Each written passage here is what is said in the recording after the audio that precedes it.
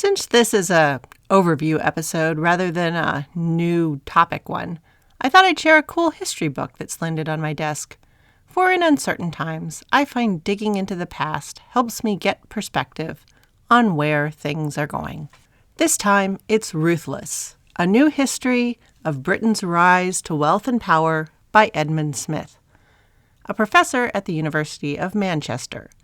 Just now available in the U.S., this book was absolutely absorbing for me, considering how enmeshed American history is with British, especially on economic terms even through the 19th century, where I am.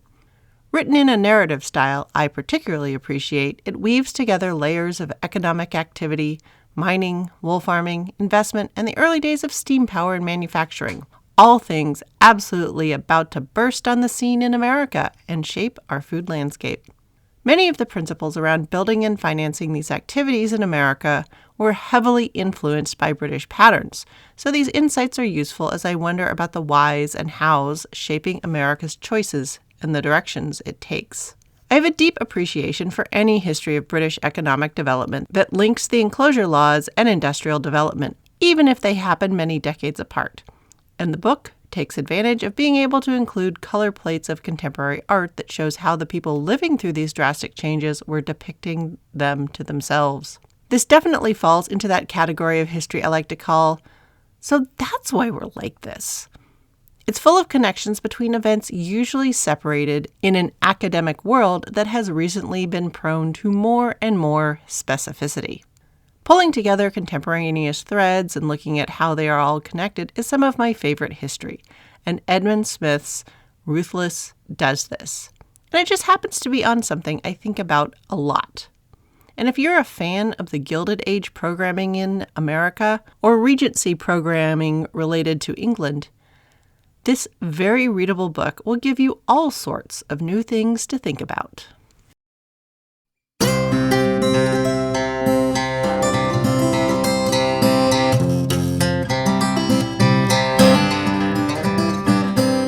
Episode 160, Season 5 Overview. War changes everything, except it never does. Hello, and welcome to the History of American Food.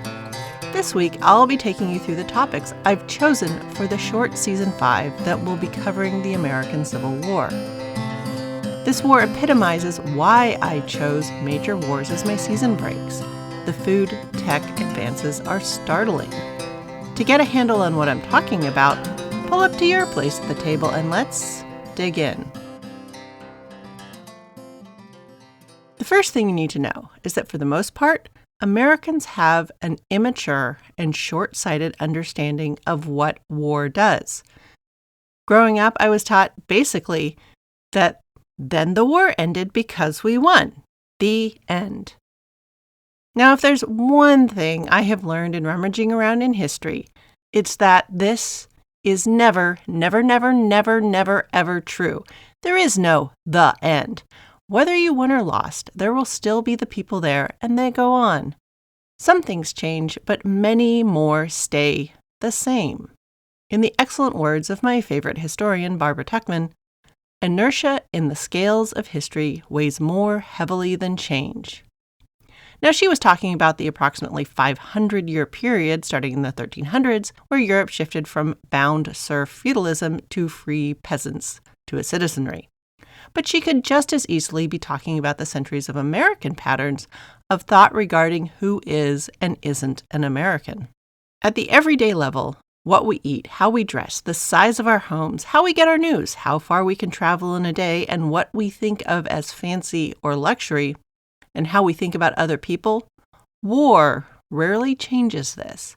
If anything, we hold on to the way we do things and how we see the world even harder through war. Instead, it's the times of prosperity and innovation that hold the keys to these changes. But sometimes war can speed up changes that were already afoot. Often some innovation that was looking for a purpose will find its opportunity in war.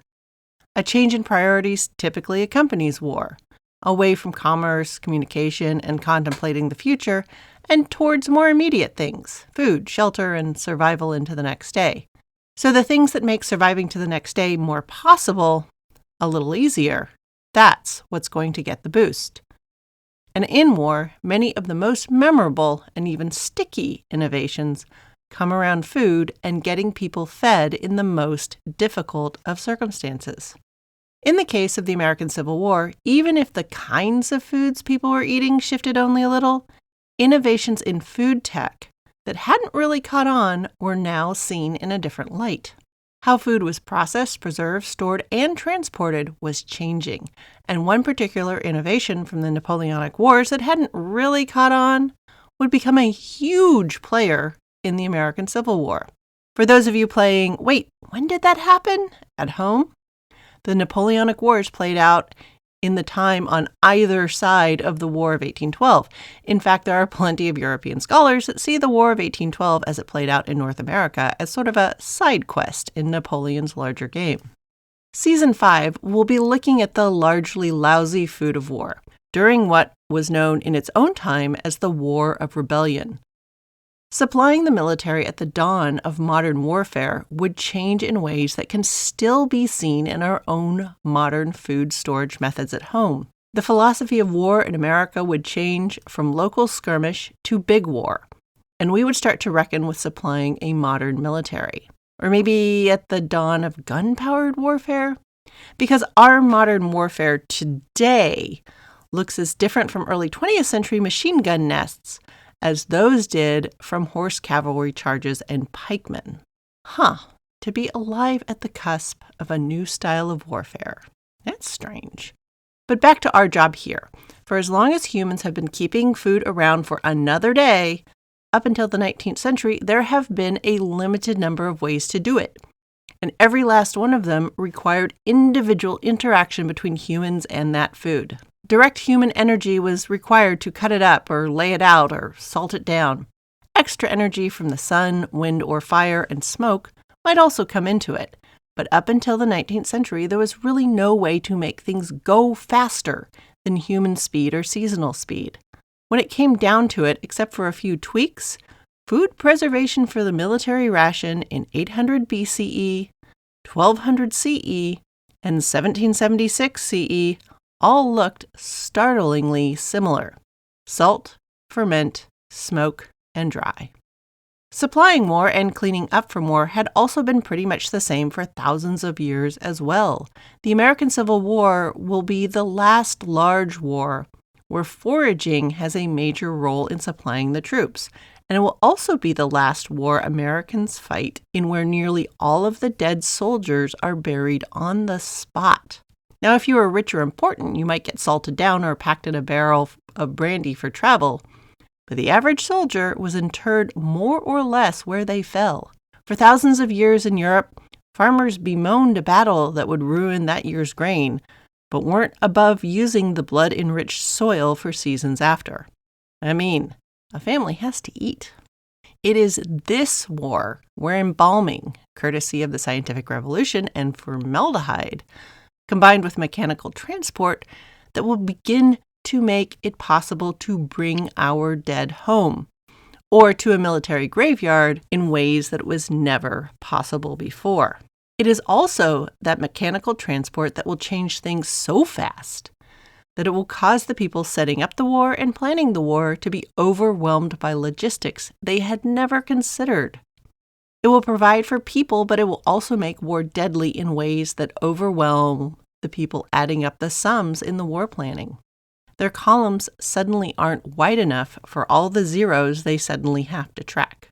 When you can suddenly use trains to transport thousands of soldiers to meet for battle and bring more guns, more cannon, more rifles, more powder, and more new-style ammunition, you also produce mass casualties more severe and more quickly than had been known in warfare.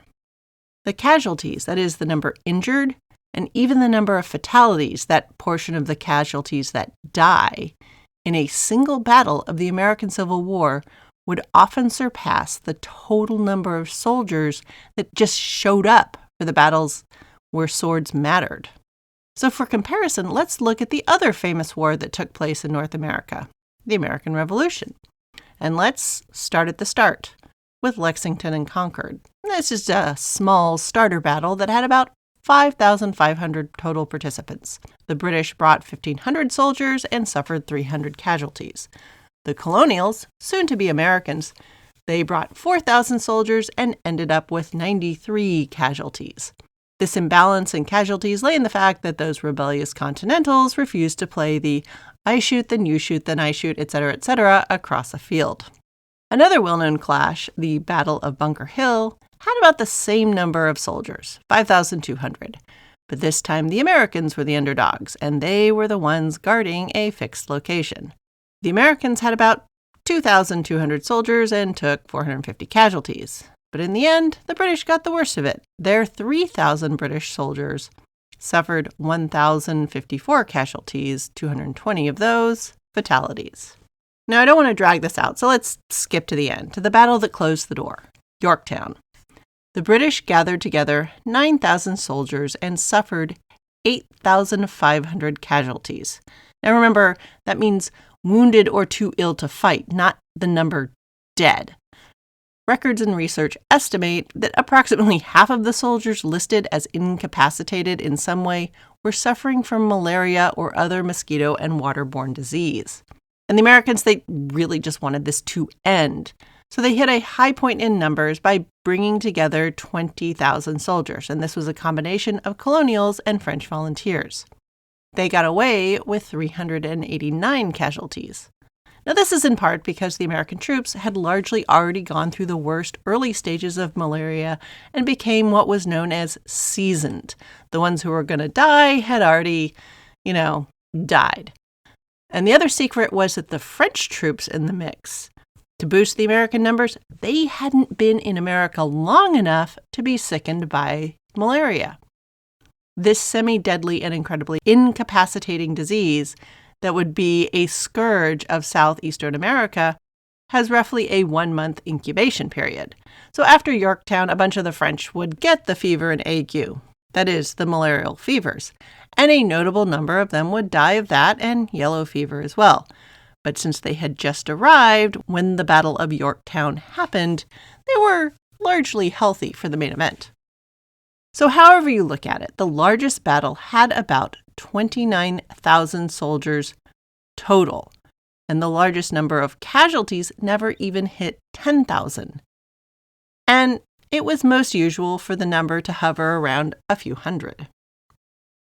In this sort of war, you could supply the troops with easily countable numbers of barrels of salt pork or salt fish, flour, and a few other things, and expect them to either forage or pillage from farms as they went, as well as purchasing food from the settlers or traders who would sell portable goods like dried fruit, coffee, tea, and cheese. An army of 1,000 would strip an area clean in a few days, but they could also hunt the local deer and wild pigs, ducks, and beavers as they went, and successfully fend off complete starvation. But that is about to change, and the logistics of this sort of war on foot and with swords are going to collapse under what comes next. In the American Civil War, everything is turned up about 10 times.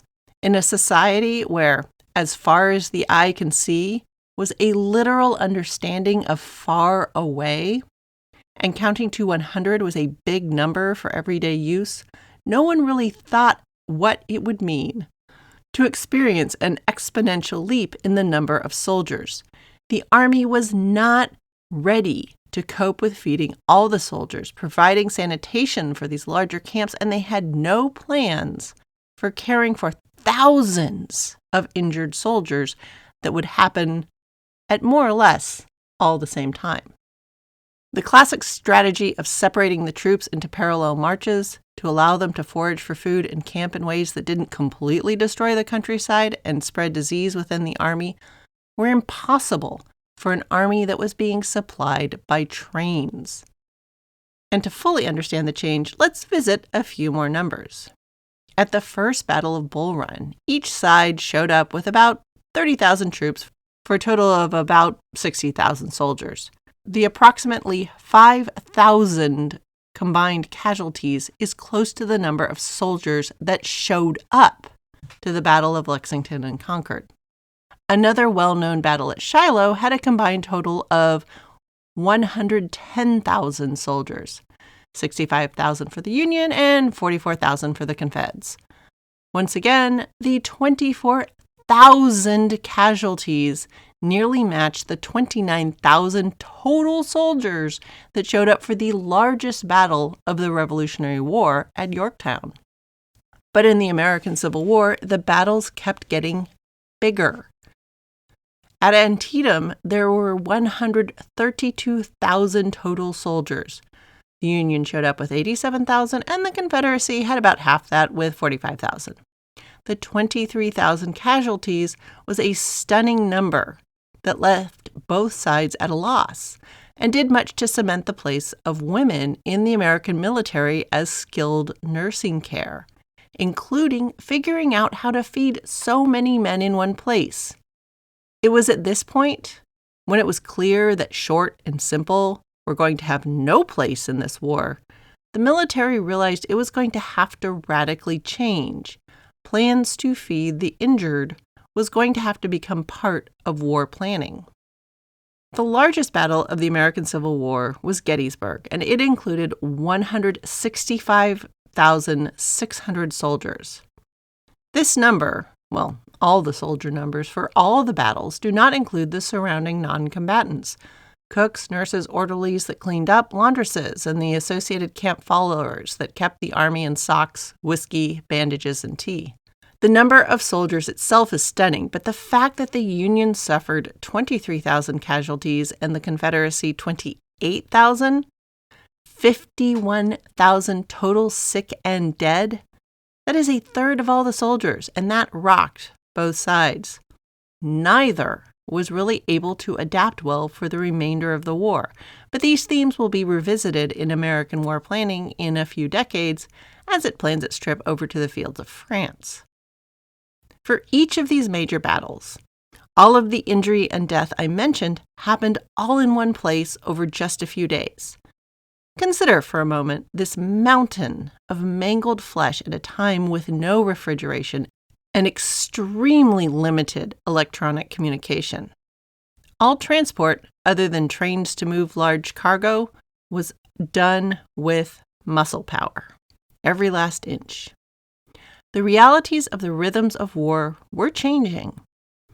How many soldiers you could bring together, how quickly you could get them injured. The planners and the people on the ground were suddenly confronted with the problem of how in the world you were supposed to feed them all, heal them all, bury them all.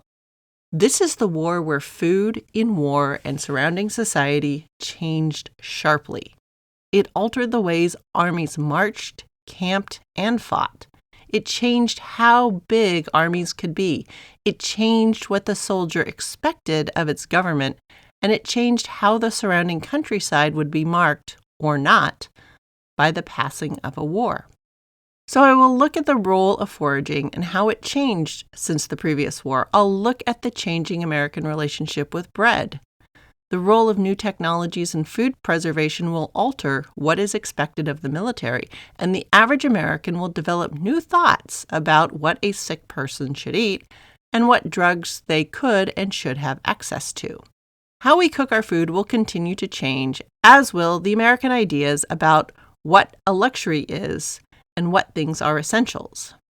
The American Civil War will once again introduce foods to regions where they had been absent and do a bit of scrambling of the social classes, though far less than during the Revolutionary War. We'll get a new, entirely American holiday. America will develop some new diet theories out of the experience and get really serious with the American desire to create some pretty wild substitute ingredients. By the time we get to carob in the mid-20th century, we'd been doing ingredient swaps for decades. So get ready to learn about how bad it is to have to try to come up with a menu during a war. And remember why nobody should want to do this. Thanks for listening. Any email, questions, or quibbles will continue to reach me at thehistoryofamericanfood@gmail.com. Downloading the episodes helps me know that you're out there, but even better than that are your reviews. Let more people know that you're listening and enjoying the show, or that you at least find it interesting. Music for this podcast is Fingerlympics by Dr. Turtle, and you can find me on Threads, Insta, and elsewhere as @THOA Food, and all this information is available in the show description.